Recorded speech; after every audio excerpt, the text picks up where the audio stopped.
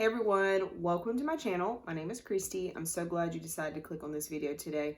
So today I'm going to be talking about some things that the Lord delivered me from.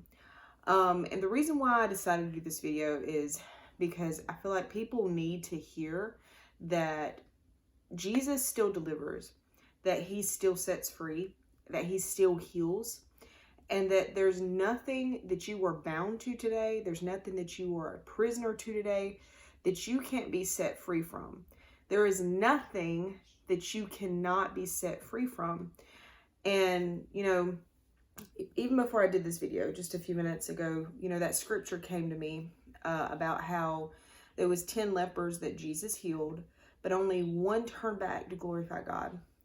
And I want to glorify God with my life. I want to tell others about Jesus because I want others to have the same, the same experience as I did by being set free and living a life that is free, living a life of liberty in Jesus, and not being bound, not being miserable in life.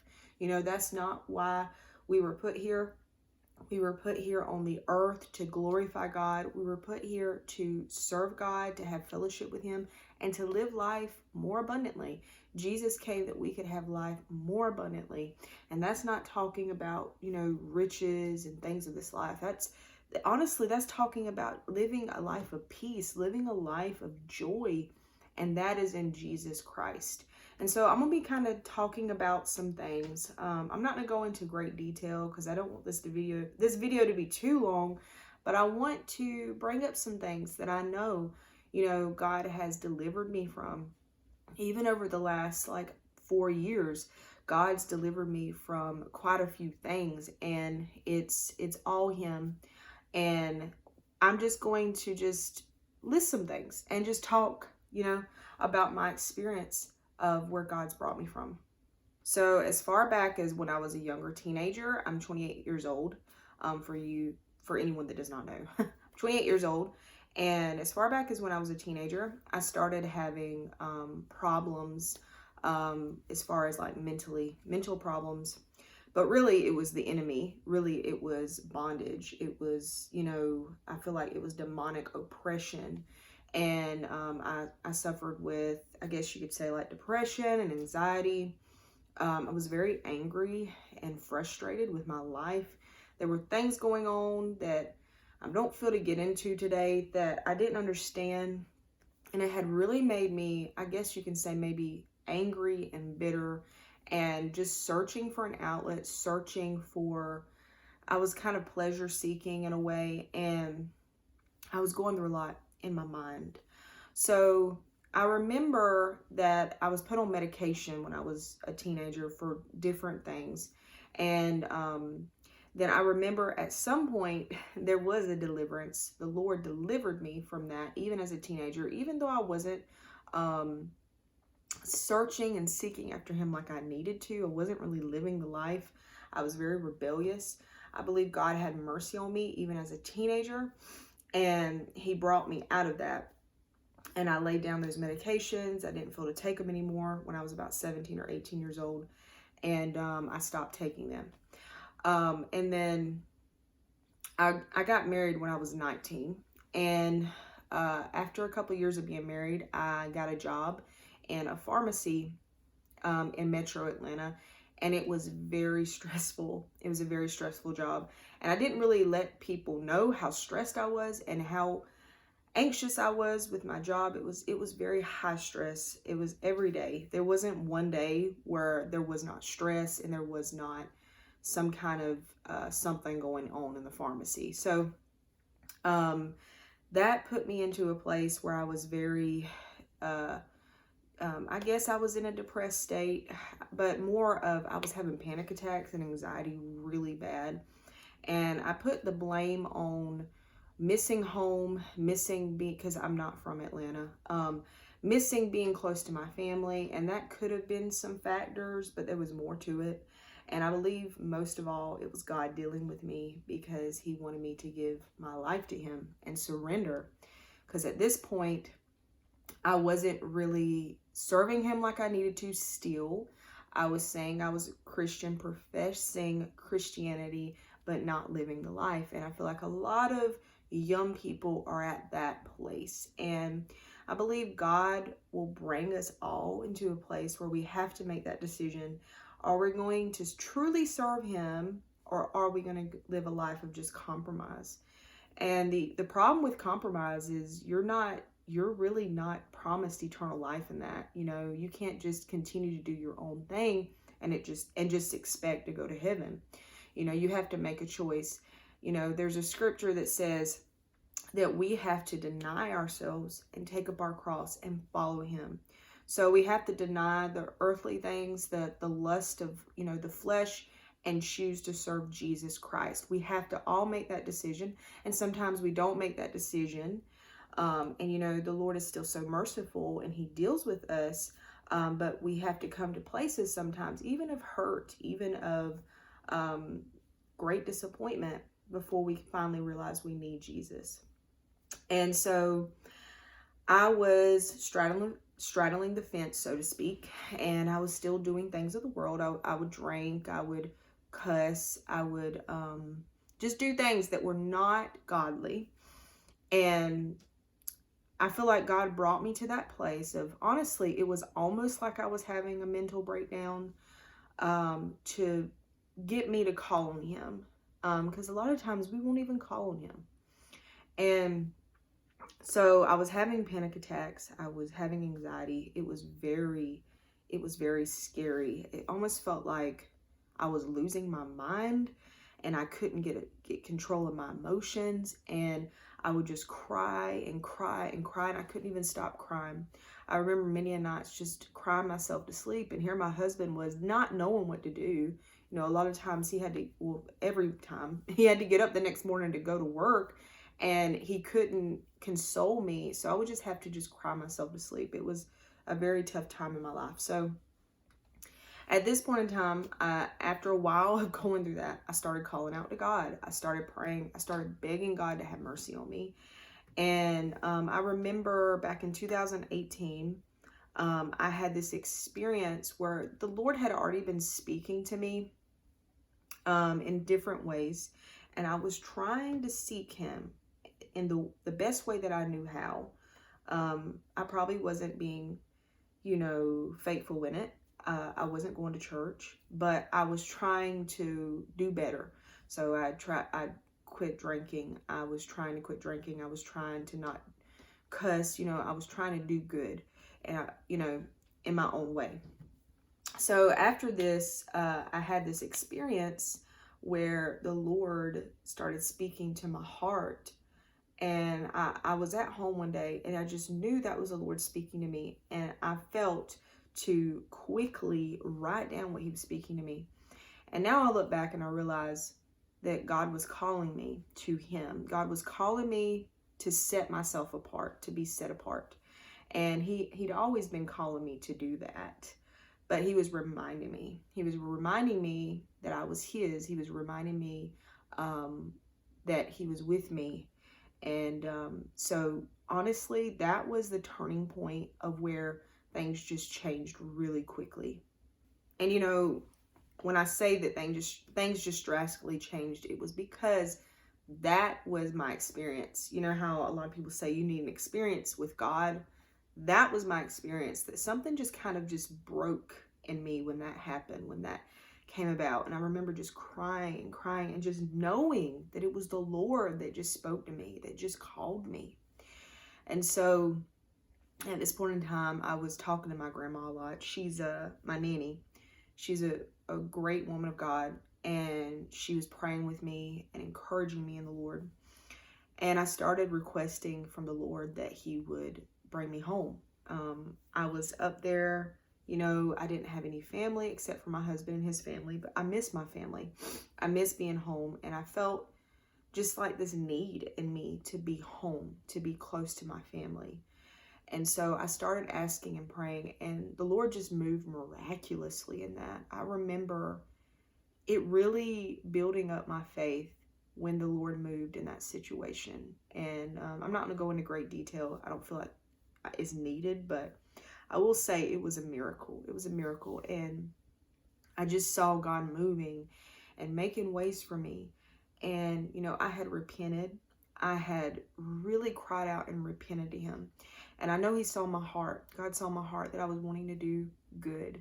I was wanting to please him with my life. I started reading the word. I was trying to get the word in me. Anyway, so we moved. God made a way for us to move. And we got a house, me and my husband together. And I remember that first year being very difficult financially, and even the following year being very difficult financially. And this was honestly, it's been recent. This was 2018, 2019. And we went through really hard places financially, where honestly, it was just a miracle that we were able to cover our bills. It was a miracle when we were able to pay our rent. It was a miracle, you know, I remember so many times like the power was going to be cut off that day, and God would just make a way. It was amazing, you know, and I believe God allowed it because first of all, I was maturing, but second of all, it was building my faith in the Lord, and it was showing me that he was going to make a way and that I could trust him. And I'm getting a little emotional in that because it was a very difficult time, but I see it, I look back and I just see how God was just so merciful. And so in 2018, I was a caregiver to my father-in-law full time.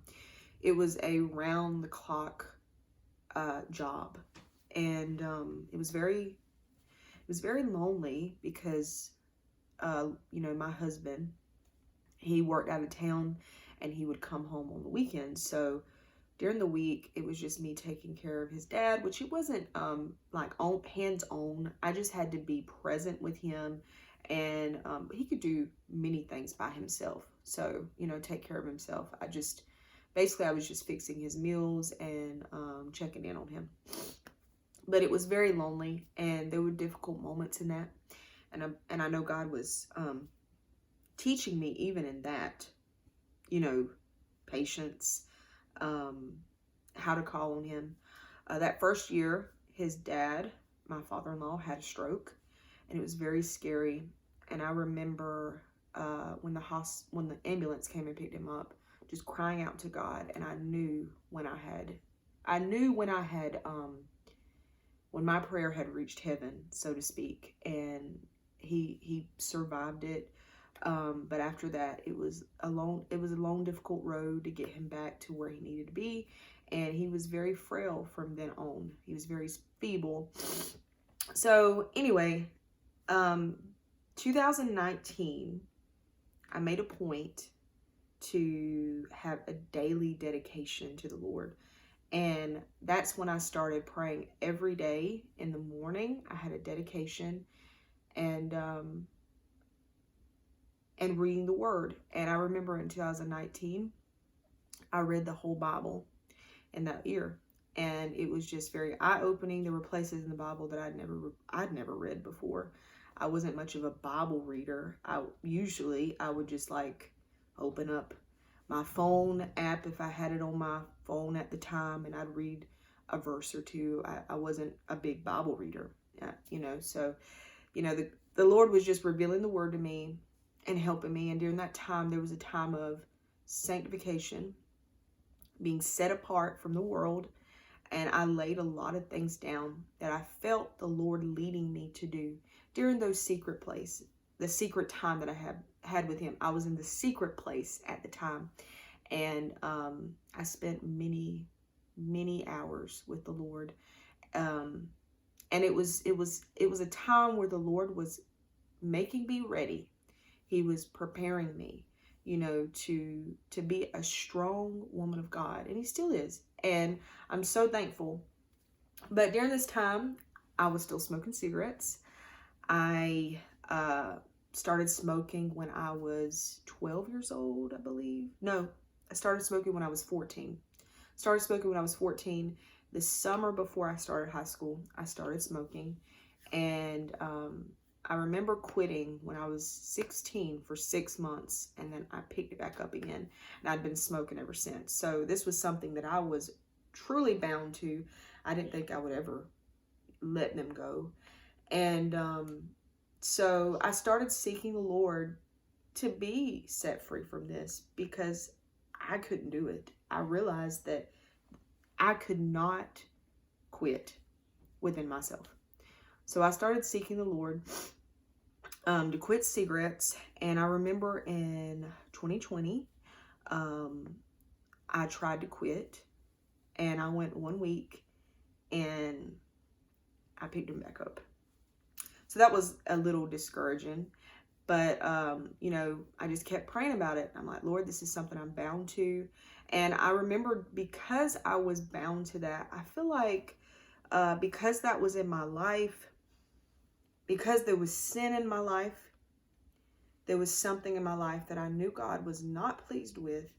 I really, I don't think you would call it suffered, but in a way I did. I really dealt with major condemnation because of it. And for good reason, because I had something in my life that wasn't pleasing to God. But I will say, God showed me grace during this time, because I believe He knew my heart. He knew that with everything within me, I wanted to be set free. And so that's for someone today that maybe there's something, you're trying to please the Lord. You're trying to walk with the Lord to the best of your ability, but there's just something that still has a hold on you today. You can be set free of that. You continue to seek God, continue to call it to Him. He knows your heart. He knows you want to be set free, and He will set you free. There's nothing that you can be not set free from.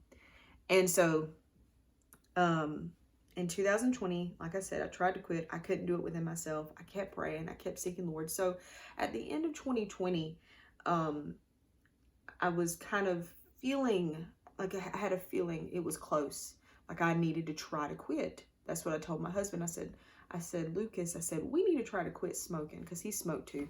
I said, you want to do this together, because the times that we've tried to quit, we didn't do it together. And so in kind of a way, I chose a date, which was the end of the year, and it'd be like a New Year's resolution type of thing. And I just started praying about it and asking the Lord for guidance and wisdom. And, I still had my dedication where I was praying every morning and seeking the Lord every morning, at least for an hour, at least, and trying to do that every day. There's days, even to this day, where it's not quite an hour, or it's not as a set apart time as I would like it to be. That's just part of life. But if you don't have a dedication, I highly recommend a dedication, because the Lord speaks to us in that time of that dedicated time that we give to Him. And if we need instruction and wisdom of any time, now is the time that we're living in. But I chose a time that I was going to try to quit, and I felt to use the patches at this point. And I was like, I'm going to try the patches, because I remember when I tried to quit the first time that the withdrawals were so severe from nicotine that it was really rough. And so I felt a peace to go ahead and do the patches. So that time came around, and me and Lucas both laid down cigarettes, and I started the patches. And it was a very difficult time for me. You don't know how bound and how much of a hold something has on you until you don't have it. I did a video recently even about Facebook. A lot of times there's things in our life that has such a hold on us that we don't realize until we don't have it. And even like, it's coming to me, even soda and sweets. I mean, just things, I feel like we as people can become so habitual, so addicted to certain things. But anyway, it was a very difficult time trying to quit smoking. But the Lord was with me. And I remember it was either 2 or 3 weeks in, I had such a moment of withdrawal And I felt like I was going to lose my mind. And I said, Lord, I said, if you don't help me, if you do not help me, and I was literally yelling because I was so, my mind, I can't, you don't understand it until you go through withdrawals. They are rough. Withdrawals are rough. And I feel like God allowed me to go through with withdrawals because, first of all, I needed some kind of motivator never to go back to cigarettes again. And secondly, I pray that I have more compassion on people that are addicted and that are trying to get clean, because it is rough, and withdrawals are rough and they do not feel good. So I was having this major withdrawal, and I was just yelling, Lord, if you don't help me right now, I'm about to go to the gas station and get a pack of cigarettes. I can't take this. And I was just crying out, because within me, I didn't want to go do that. I didn't want to pick them up again. I wanted deliverance.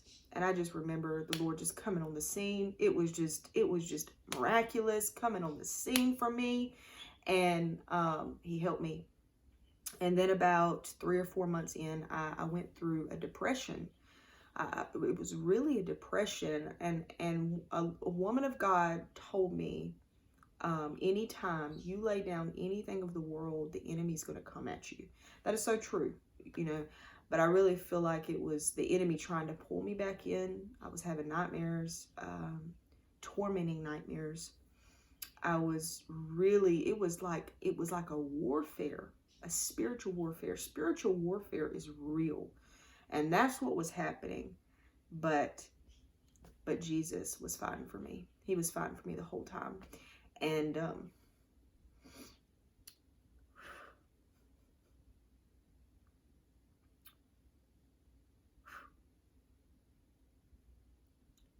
he was fighting for me.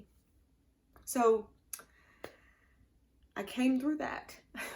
The Lord brought me through that. The Lord brought me through that depression and that really tough place in my life. And oh my goodness, I'm so thankful to be delivered from cigarettes. If you're addicted to something today, if there's something that you really want deliverance from, the Lord knows when we really want deliverance. Start seeking him today. Lay aside some time to seek him. Do some fasting, do some prayer, do some seeking him, because I believe he's wanting to deliver his people in this hour. There are so many people bound in the church that should not be bound. We should not be bound by things. Whom the Son sets free is free indeed. We're not supposed to be bound. The church is not supposed to be bound. But sometimes we allow things. Sometimes we allow compromise. But I believe in these last days, his church, he's coming back for a church without spot or blemish, and he's getting these things out of us. I'm so thankful. It's his mercy. And sometimes it comes down to us having to get to the rock bottom of things before, that deliverance comes about. But I believe God's still delivering his people. He's still healing. He's still setting free. And I'm telling this testimony of some things that I went through because, maybe you're feeling discouraged. Maybe there's things that you thought would have already come about in your life that should have already come to pass that have not. But God is not slack with his promises. As some men count slackness, he's not slack.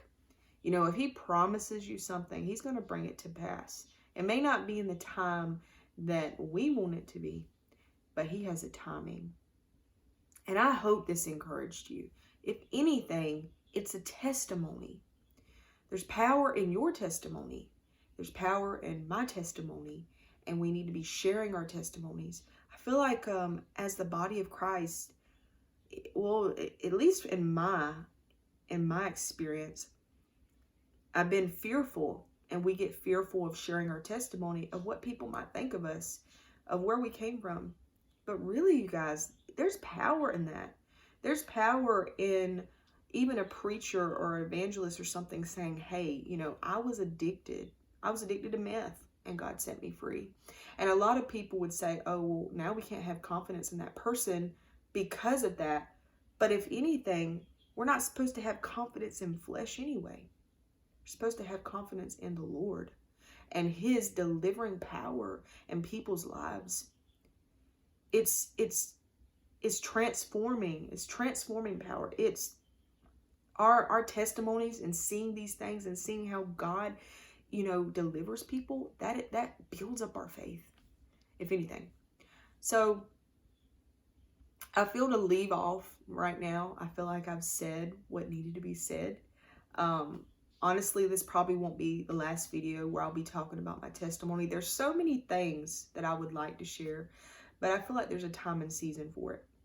And I hope you enjoyed this video. I hope it encouraged you. I hope it gave you some faith, build up your faith today. I hope it built you up. And I hope you're all doing well. And I will see you guys in my next video. Bye.